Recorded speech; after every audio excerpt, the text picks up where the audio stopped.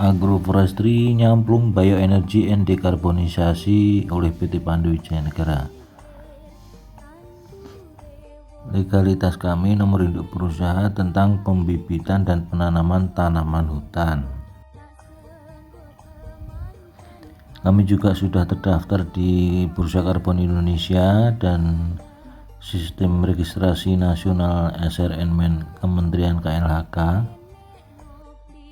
dan bibit kami sudah tersertifikasi mutu bibit, dan telah kami melakukan pembibitan sebanyak di awal 10.000 bibit siap untuk ditanam di lahan-lahan kritis di seluruh Indonesia.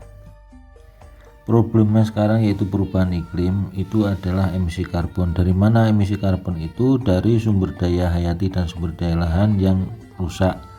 Sebetulnya keduanya menyimpan karbon yang besar, tapi karena industri ditambang, ditebang dan rusak, maka keluarlah emisi karbon. Nah, langkahnya bagaimana? Kita harus memelihara sumber daya hayati dan sumber daya lahan, yaitu untuk sumber daya hayati tidak ada penebangan dan perusakan, dan sumber daya lahan tidak ada perusakan lahan atau penambangan.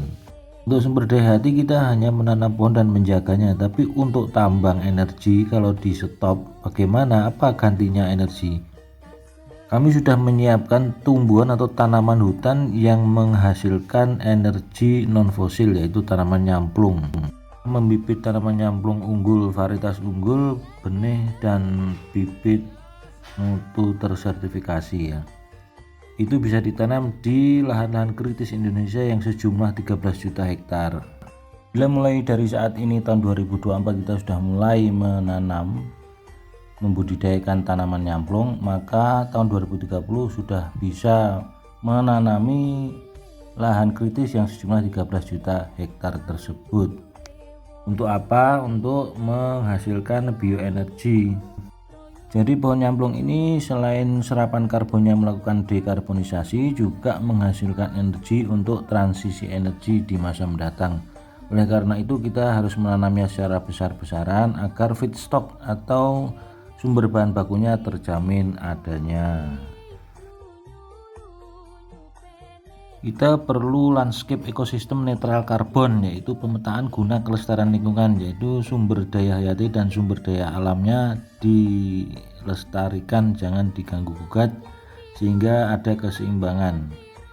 Jaga itu maka serapan karbonnya akan bertambah, dan serapan karbon ini yang besar sekali itu mempunyai nilai ekonomi yang tinggi bagi Indonesia sehingga bisa memasukkan devisa yang sangat besar. Tinggal disertifikasi, dijual di bursa karbon.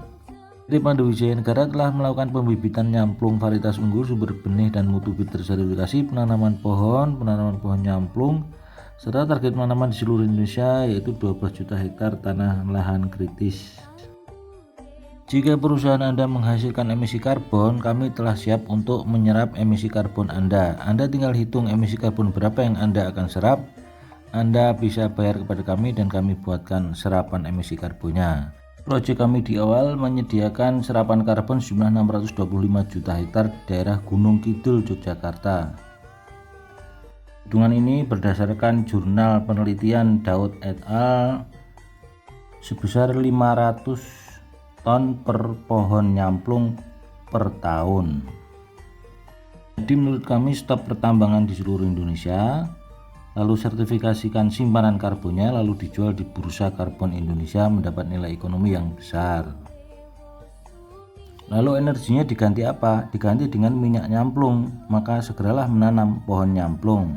Agar apa? Agar bisa menyiapkan ketersediaan feedstock atau bahan bakunya terjamin untuk memproduksi biosolar, bioaftur dan bio lainnya. Masih banyak produk turunan dari nyamplung, yaitu bisa jadi briket, jadi minyak crude oil, krim anti-aging, biofarmaka, biosolar, sabun dan lain sebagainya.